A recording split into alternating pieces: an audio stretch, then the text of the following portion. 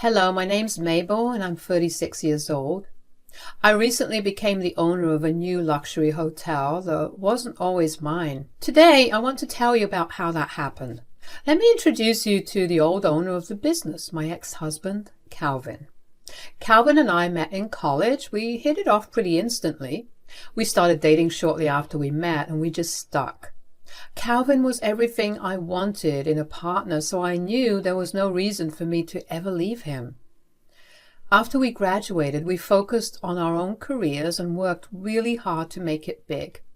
I had been doing fairly well as I earned pretty well, and I was in a respectable position in my company. Calvin, however, was doing way better than me. He very quickly climbed the corporate ladder and found himself in a very high position in his company. It was around this time that Calvin asked me to marry him, and I enthusiastically said yes.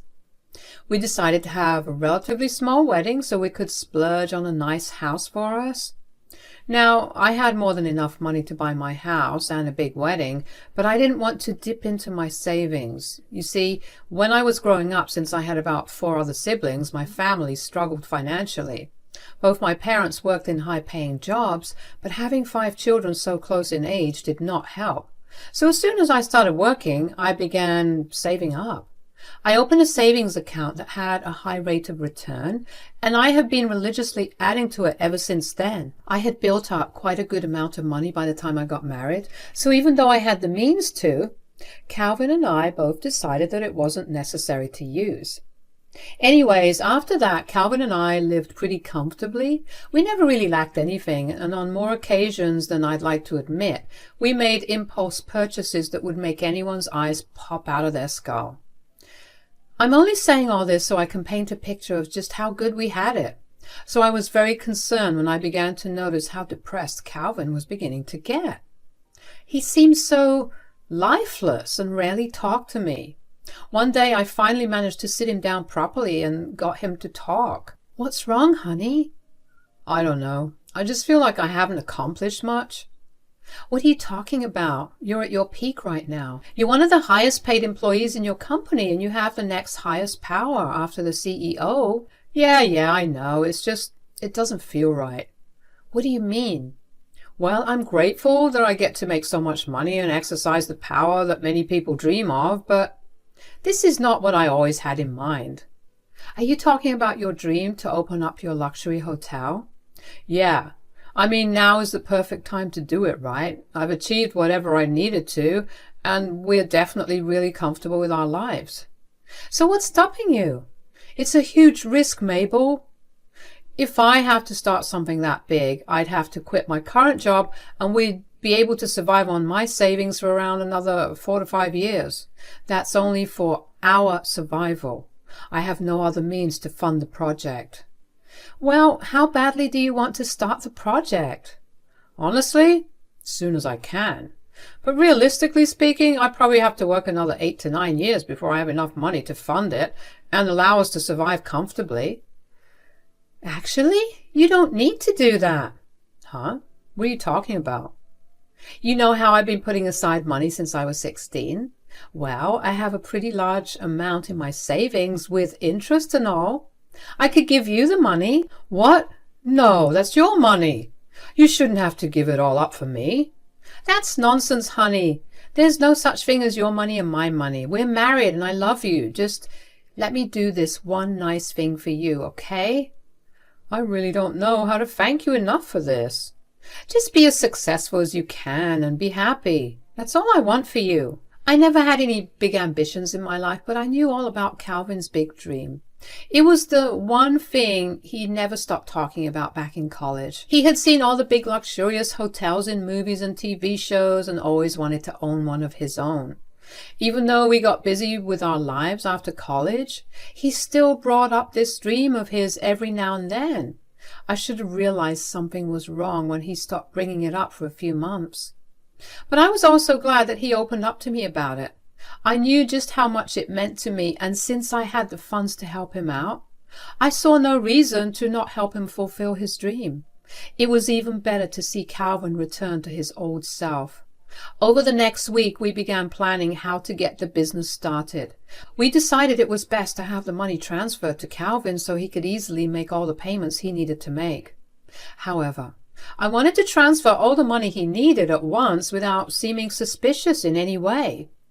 My mom, who is a lawyer, told me many stories about the banks and the FBI getting involved in large transactions. So I called my mom to ask her how to get around it. Hey, Mom, how's it going? Hi, sweetie. Everything's going well, although I am super excited to finally retire next year. Work treating you badly? No, but I'm just too old to keep doing this. I still love my job and I'm grateful for everything it gave me, but my God, it never stops. I'm counting down the minutes to my retirement at this point. Oh, Mom, it'll be over before you know it, and then you'll miss it. Well, we'll cross that bridge when we get there. Anyways, was there any particular reason that you called? Oh, yeah, I was going to ask you if you knew how to withdraw or transfer a large amount of money at once without making it look suspicious. Large amount of money? Why? Well, since the start, Calvin has always had a dream to open up his own luxury hotel. He's been down in the dumps recently because he feels like he's lost all his passion and motivation, so I offered to help fund his project. Wow, that is very sweet. Where are you getting all this money from? You know, the money that I've been setting aside for the past 20 years? You're giving him all your life savings? Yeah, I can't think of any better way to spend it. It'll make him happy, and that's all I care about. Okay, well, will you at least have a contract drawn up stating you as an investor? Contract? Why would I make a contract with Calvin about it when I willingly offered him my money? Look, sweetie, I've been a lawyer for 45 years now. I've seen a lot of things, and if there's one thing I'm absolutely sure of, it's that the world of business, especially successful ones, changes people, usually for the worse. So you think that Calvin will turn on me? How could you think that way? We've been married for 11 years now.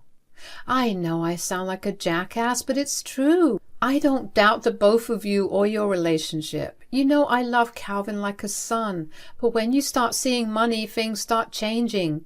People turn on their partners and families break.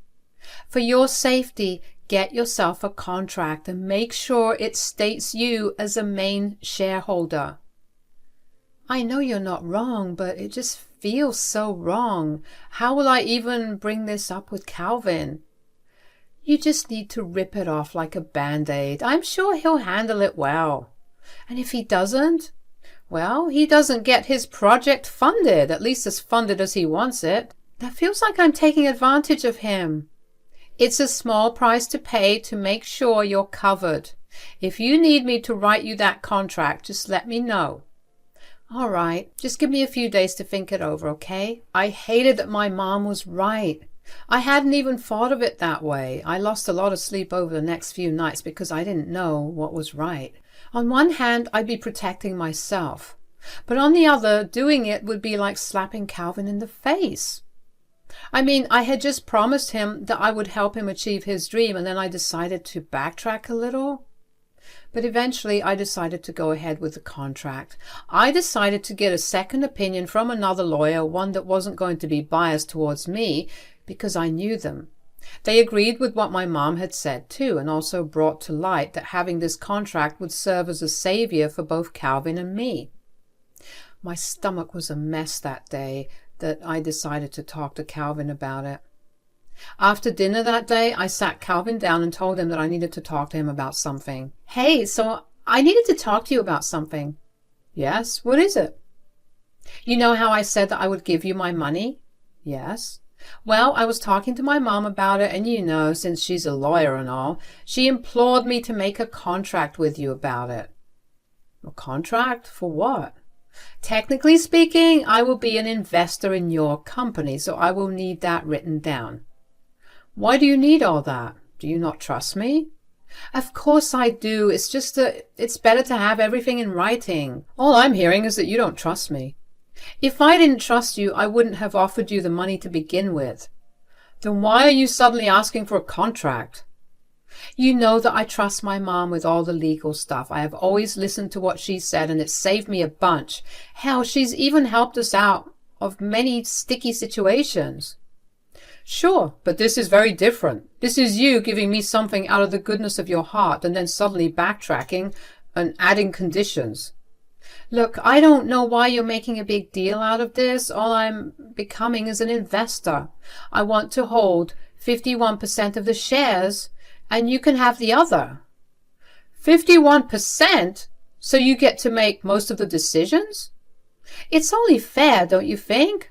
I'm the one investing all of my money into this. Besides, I promise to never get in your way. You are getting in the way of my dreams. You will still be the owner of your business, Cal. I just need some credit for what I'm investing in. Plus, it's great on my resume. You're unbelievable. I'm sorry that I've caught you so off guard, but you reacting this way is only making me think that you had actual plans to do something behind my back. No, I do not. It's just the principle of things. When you ask me for a contract stating that you're an investor, it makes me feel like you don't trust me. Well, like I said before, I can promise you that it's not how I feel. Why don't you think it over for a couple of days? And what happens if I say no? I will invest in your business depending on how many shares you're willing to give me. I never expected this out of you, Mabel. It pained me to do that to Calvin, but I also knew that it was a much better option to trust my mom. Calvin didn't speak to me for a while after that. I tried to talk to him and explain my perspective. I tried to reassure him that it wasn't a matter of my trust in him, but just something that I was doing to ensure my security, which by extension became a security for him as well. Calvin refused to listen to me. Eventually, I stopped trying to talk to him and decided to just let him come to me whenever he was ready. Calvin didn't speak to me for the next 2 weeks. Those weeks were hell, because it felt like I was living with a roommate rather than my husband. I came really close to just giving in and telling him to forget about everything that I had said. But then Calvin approached me one day. He told me that he tried to find more investors, but no one was ready to take such a big risk. And those that wanted to invest in him didn't have the kind of funds that he needed. He made it clear that he hated that I had conditions to help him out, but he had no choice, which was why he was taking me up on my offer. I understood where he was coming from, but I was quiet. Over the next few weeks, we got his business registered and funded. We found a plot in a prime location, and the construction began. The next few years were super stressful because we had a lot to supervise and approve, but all of that was worth it when I got to see the finished hotel. It was beyond luxurious. It was something straight out of a movie, and I just knew that it was going to be a big deal. I had been really excited about the grand opening, but Calvin told me not to come because he didn't think I needed to be there. We had a small spat about it, but eventually I gave in. I still don't know why I did, but I guess I was just hurt and angry. Calvin apologized profusely after he came back from the grand opening and worked hard to make up for what he did. He never gave me an actual reason for why he didn't want me there, but eventually I just dropped the topic altogether. One day, Calvin came back home particularly happy. It had been about a year since the hotel opened, and Calvin almost always came back home really tired and never in the mood to talk. So to see him so happy was truly a surprise. I asked him what made him so happy. I cannot even begin to tell you just how well the business is doing. Just the other day, we had a bunch of famous actors and actresses stay there. I'm so glad that it's all working out well. Ah, life finally feels colorful again. We also got glowing reviews about our food. I knew it was a good idea to take extra time to find properly trained chefs. That's wonderful, honey. I'm so proud of you for everything that you've achieved. You do deserve this and so much more. But when am I going to get into this famous hotel of yours? You want to dine in it? Well, yes. I do want to see what all the buzz is about. I want to taste the good food and bask in the luxurious atmosphere. I don't think that's a good idea. What? Why? Look, Let's be real honest with each other here. You're the furthest thing from posh or classy. I don't want my business's image to tarnish because of someone who looks like you. Are you actually being serious right now? There's no need to get all upset about it. I'm only speaking the truth. Why wouldn't I get upset? I invested everything into this only for you to tell me that I'm not welcome because I don't look like I belong there? I get a lot of high-profile clients, okay? And you know how the rich are? They're all snobby and believe that only they have certain things. If they see you dressed like you usually do, my business will start to tank. You really are something, aren't you? What does that mean? You just showed me your true colors, and I'm going to make you pay for it. There's no need for any empty threats, okay? I'm simply doing what's best for my business. That is something you'll never understand, unfortunately. I was so angry that I was calm. I couldn't believe that my own husband thought so lowly of me. What had I done to him to deserve this view? All I could think about at that moment was how I had lost all the money that I had invested. It all felt so pointless to have even tried to support my husband when he thought I was not allowed to enter the hotel based on something so superficial. I never even got to pocket any of the returns on my investments because that went straight into Calvin's pocket. That was something I was happy to give him because I was already earning enough for myself through my own job. It was not like Calvin spent that money on anything but the house anyway. But now I needed to get it all back. I saw no reason for someone as ungrateful as him to own his dream. He must have forgotten just how his business came to be, because if he did remember it, he would never have treated me that way. I wanted revenge, and I knew just who to go for that. I called my mom up after Calvin left the house to give me space to cool down. I told my mom everything that had happened and asked her if I could do anything. She told me that since I was the major investor and shareholder, I had a total say in what happened in the business. No big decision could be made without my approval, and I also got to decide who owned the business. Armed with that knowledge, it was only a simple process of holding a board meeting with the rest of the shareholders and letting them know that there had been a change in ownership. Of course, I was asked why the sudden change, and when I explained what had happened, most of them looked shocked. Some of them even snickered at the absurdity of Calvin's actions. By the end of the meeting, all of them were on board with my plan. Then came the paperwork, which took a little while. I knew that everything had been done successfully when Calvin came back home one day fuming. He stormed into the house and began yelling my name really loud. He finally found me in our bedroom. "What the hell did you do?" "What are you talking about?" "Don't even. I just got called for a board of directors meeting, and I got told that I was no longer the head of the hotel." "Oh, really? That's rough. How could you do this to me? You knew this was my dream. Some dreams are just not meant to be fulfilled. You threw me out all because I told you that you weren't fit to sit in my hotel. Tell me how you would have reacted if the tables were turned." "I would definitely not have done this because that would never have happened. I take great pride in how I look, and I make sure that I look the part wherever I go." "That's true. You do look very much like the loser you are." "How did you even do this?" My, for someone who claimed that they knew what business was like, you sure don't understand how it works, huh? "This has something to do with that stupid contract, doesn't it?" "Since I'm the major shareholder, I get to have a say in the ownership as well. You insulted me, and I made you pay for it. If you think this business can run without me, you're sorely mistaken. I have created rapport with so many famous people that the business will crash the second they find out that I'm no longer in the picture." "That's not something I'm too concerned about. I've heard all about your rapports. All you've been doing is irritating the guests and tailing them all in the hopes of making it bigger. In fact, it's because of this that the business is starting to fall. Now, with you gone, I'm sure the business will soar again." "Who are you even replacing me with?"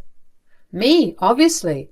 And I'm going to make it the most successful thing you've ever seen. And when I've made it big enough, I'll make sure to give everyone an entry, including you. Here, take these divorce papers and get the hell out of my life. Calvin tried to beg me more to take back what I did, but I was done with his antics. I had sacrificed all my hard-earned money to help him, and then he showed me his true colors. I was not going to let someone that selfish back into my life. Seeing the color drain from his face as he realized what he had done was the most satisfying thing that had ever happened to me.